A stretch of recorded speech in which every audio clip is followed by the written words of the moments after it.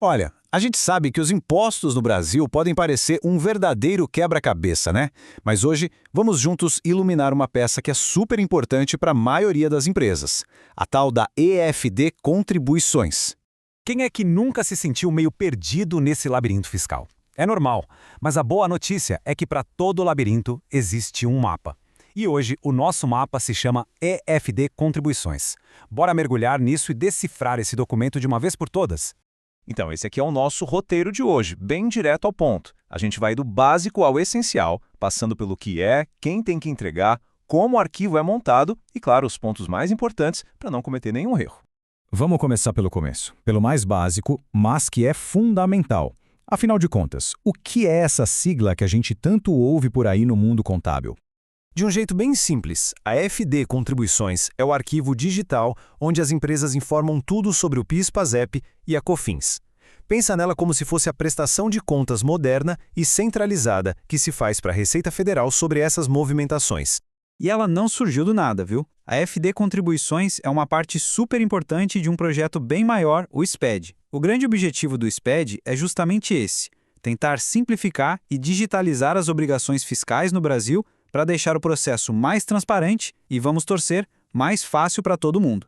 Certo, agora que a gente já sabe o que é, vem a pergunta de R$ 1 milhão. Será que a minha empresa precisa entregar essa declaração? Vamos descobrir agora.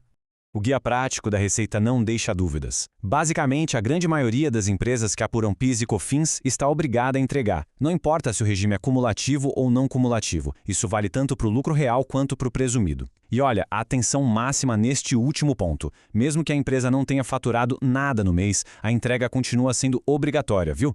Bom, agora a gente vai para uma parte que pode parecer mais técnica, mas prometo que vamos simplificar. Como é que esse arquivo digital é organizado? Qual que é o mapa do Tesouro para preencher tudo certinho? Essa aí é a página do guia oficial que mostra a estrutura. Parece complicado? Parece, eu sei. Mas a palavra mágica aqui é blocos. A Receita organiza tudo em blocos como se fossem grandes temas. Não precisa se preocupar em ler tudo isso agora, porque a gente vai deixar bem mais fácil de entender. Agora sim! O jeito mais fácil de entender isso é pensar no arquivo da FD Contribuições como se fosse um livro. O bloco 0 é a capa, com os dados da empresa. Os blocos A, C, D e F são os capítulos, onde toda a história das operações fiscais é contada.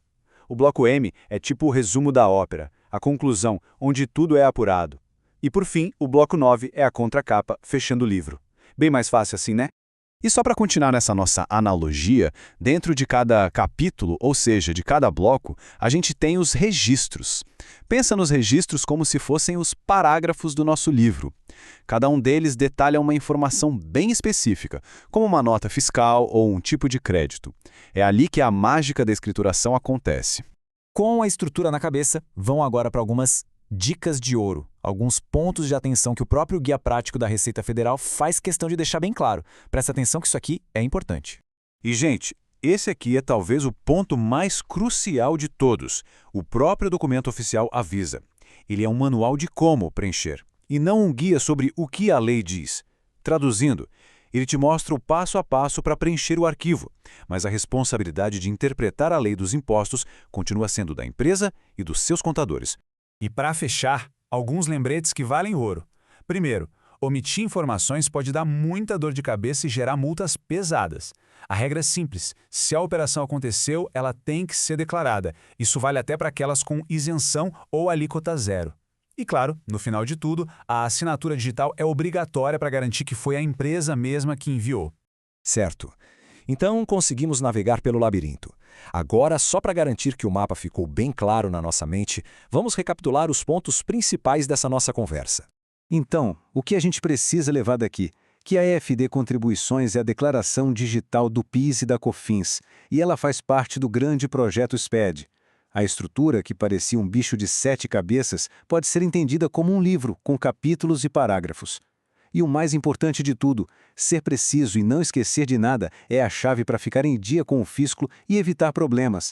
Entender a FD Contribuições já é um passo gigantesco para a saúde fiscal de qualquer negócio. Se essa nossa análise ajudou a deixar as coisas mais claras, imagine o que a gente pode fazer com outros temas complexos do mundo fiscal e contábil. Para não perder nenhuma explicação como esta, já sabe, né? Inscreva-se aqui no nosso canal.